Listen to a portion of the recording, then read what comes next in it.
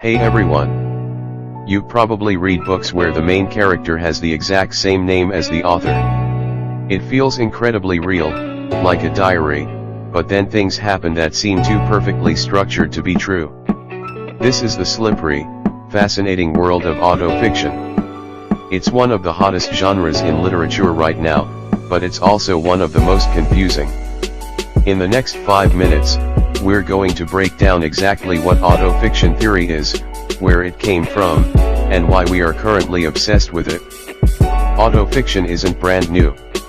The term was coined back in 1977 by a French writer named Serge Daubrovsky.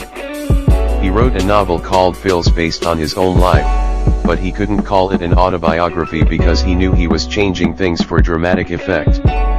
He invented the word on the back cover of his own book.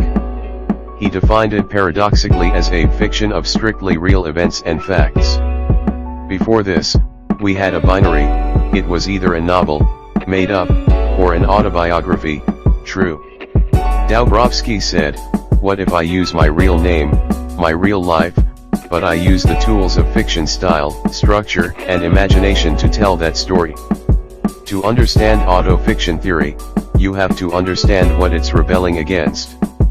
A theorist named Philippe Lejeune famously defined the autobiographical pact. This is an unwritten agreement between writer and reader that says, if the narrator's name is the same as the author's name on the cover, everything inside is objectively true. Autofiction looks at that pact and shreds it.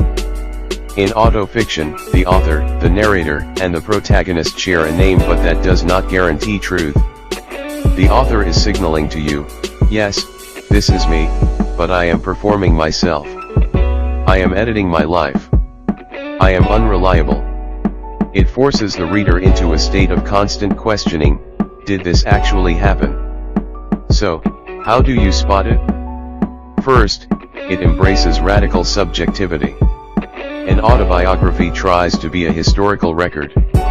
Autofiction says, memory is flawed anyway, so I'm going to lean into my specific, messy emotional experience of what happened. Second, it presents the curated self. Just like a photographer frames a shot to leave out the ugly parts, the autofiction writer curates their life into a narrative arc. And finally, ambiguity. If you finish a book and find yourself Googling the author to find out if their spouse actually cheated on them, or if that conversation really happened, you probably just read autofiction. The uncertainty isn't a bug, it's a feature. Why is this genre exploding right now? Because we are living in the golden age of autofiction. We just call it social media. Every time you post a curated photo on Instagram or tell a funny anecdote on TikTok, you are performing a version of yourself. You are editing your reality for an audience. That is the essence of autofiction theory. We also live in a post-truth era where we are skeptical of grand, objective narratives. We don't trust the official story. We prefer the messy, personal, subjective truth of an individual's experience. Writers like Rachel Cusk or Nosgard tap directly into this modern vibe. To summarize, autofiction is a literary laboratory where writers use their own lives as the test subject.